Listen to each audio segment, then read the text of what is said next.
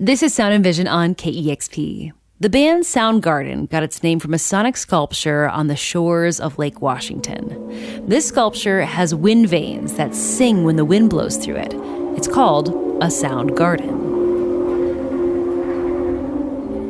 Today in Sound and Vision, producer Sam J. Leeds takes us back in time to another more hidden wind instrument in the region. In the Pacific Northwest, the weather is very much its own character.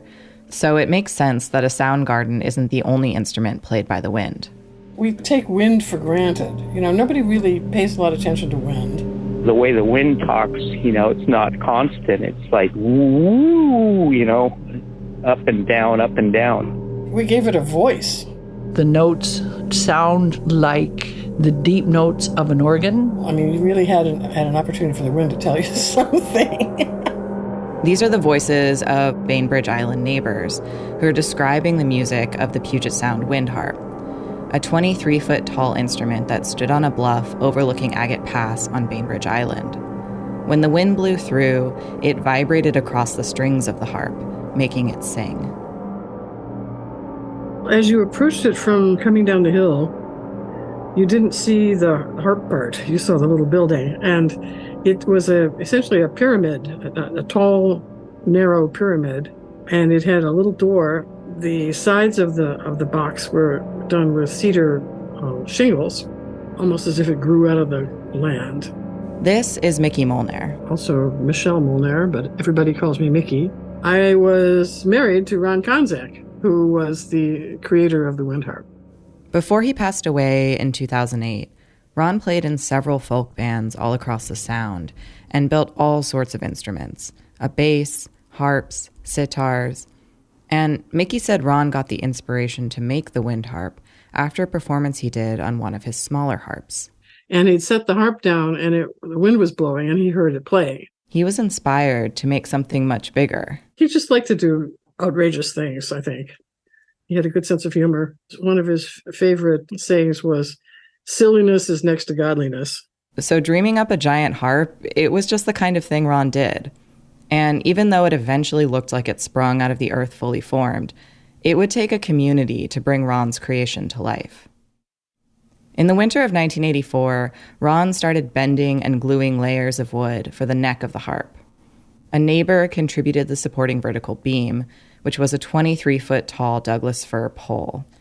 2 friends helped pour the concrete foundation, and another 15 helped construct the sound box. Getting the neck and the pillar in place was definitely a group effort. At the end of summer, Ron finally felt ready to assemble the pieces of the harp out on the bluff. He chose this location because he said it was already a musical place, with the sounds of waves breaking and seagulls crying. In preparation for Assembly Day, Ron invited the whole neighborhood with these yellow construction paper invites that read, "It's going up, bring picnic lunch, bring music." But even after he sent out the invites, Ron still wasn't exactly sure how it would all come together. They did work it out to eventually hoist it with heavy rope. And there's a picture of Ron nailing it together at the top once they got it in place. It was one of those things, you build this giant harp, and is it going to work? Can you even get it together? Did you measure everything right? Is the neck going to actually slide down into the place it's supposed to rest in at the very top? And it did, and everybody cheered. A few days later, he strung the harp with steel cables from a surplus Boeing sale. Then he had to wait for the wind. But when the wind started to blow, nothing happened. They'd be sitting there in good, strong wind, and he couldn't hear a thing. And so he and Ed Hageman, who was the engineer that helped him, were very disappointed. Ron and Ed thought maybe the wind needed something more substantial to vibrate against. He got those banding wire that they use to wrap lumber flat, like a noodle, like a, fettuccine, essentially. About the same thickness, actually. And when a strong gust came through in October of '84, Ron and his friend heard the wind's voice for the first time.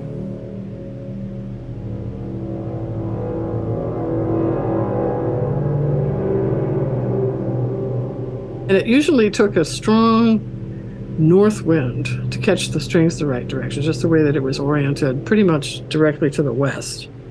Sometimes you almost get a glissando effect of the wind going, sort of thing. And the nice thing about it was totally unpredictable. It sat there out on the bluff, playing these low, deep notes out across the water. On especially windy days, the sound traveled up the hill and into the neighborhood. First time you hear it, you go, what is that? And then you open the door and it's much louder. This is Winnie Jones. She moved just up the hill and a few houses away from the Harp in the early 90s. When the wind harp was fully functional. Winnie could hear it from her house. And on the days that the wind called out, she'd pour herself a glass of wine and walk down the hill. You could climb in up a ladder, and inside, up top, was a little platform. And you could sit on the platform, and you're literally inside the sound box. The whole thing just vibrated.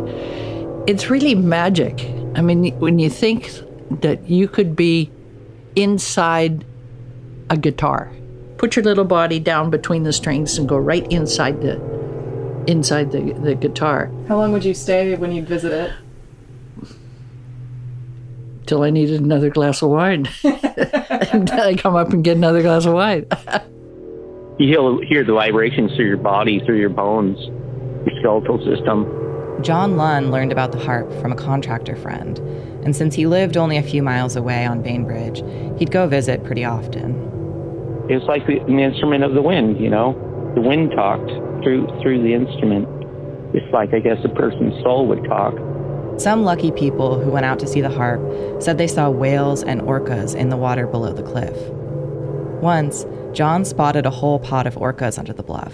Yeah, it was amazing. Once I saw 13 of them out there just frolicking, going up and down, diving, and just going in circles. It was almost like a meditation, and then to see the wildlife respond to it, it was kind of marveling. Word slowly got out, and Mickey told me visitors would sometimes just show up and knock on their door. Some even flew in to visit it. Back before the wind harp was built, Mickey and Ron had become friends with a Buddhist monk from Japan who had come to Bainbridge to build a peace pagoda. And when he came back to visit them, of course, he wanted to see the wind harp. He came over, and it was a beautiful day, but it wasn't windy at all. No wind. And so Ron was very apologetic. And, you're here, and it's really too bad. You came all the way to Japan, and of all days, there's no wind. And he just smiled. And he said, well, let's go see the harp. So we went to walk down the hill, went into the harp, and sat down. And it started to play. This was a magical man, this monk, Hanawa. He smiled. And he liked it. He liked it very much. It played for him, for sure. Mickey and Ron eventually moved away from where the harp was located, and with them gone, it started to fall apart. Winnie Jones stayed in the neighborhood, though. And it didn't take too long before woodpeckers started coming and going in into holes of it. And as the woodpeckers went to work, so did the weather. When it got cold in the winter and then warmed up and so forth, it ended up snapping these strings. By the time I went out to see it in 2021, the harp didn't sing anymore, and the grass and brambles hid the soundbox from view.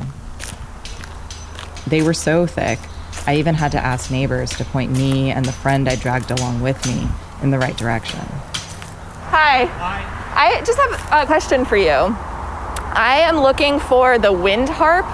You're looking for the what? The wind harp. It's right down there. Yeah, it's down here. It's right down there. As we walked down along the overgrown path, there was a light breeze playing in the grass, and the sounds of the birds and bugs filled the air. And then we rounded a corner, and Oh my God, it's right there. Oh, wow. there it was. Oh, look, there's a trail that goes all the way down. Oh, wow. The top of this 23-foot-tall structure, poking up above the trees and overgrowth. Standing there, I looked up and up until it was just the point of the pyramid and the blue of the sky. Around the side of the soundbox overlooking the cliff, the strings hung in these curly-Q messes like unspooled tape. Look, there's kayakers going by. There was still this energy to the place, this feeling of something electric and special. There's something about an island. One of my favorite descriptions of that is the beginning of Michener's Hawaii, where he talks about the birth of the island underwater as a volcano and how it fights its way to the top. This constant war between the sea and the land, essentially, each one trying to win. In the story of the wind harp, after the woodpeckers and the weather had their way, the sea took its turn too. In 2021, only a few months after I'd visited, a developer tore down the harp because the weight of it was starting to cause the cliff it was on to crumble into the sea. After decades, the harp that looked like it sprung from the earth had returned to it. I wish they wouldn't have torn it down. Oh well, the people that did get to enjoy it will have fond memories. Before he and Mickey moved away, years ago, Ron made a recording. That's what's been playing throughout this story. Listening to it is kind of like hearing a recording of a live concert. You can close your eyes and almost imagine yourself there, but it's not quite the same. I mean, time is meaningless when you're sitting there. You're just waiting for the next one. You're waiting for that next little riff. Even on the tape, though, there is that feeling of hearing something timeless, something letting us know it was always there.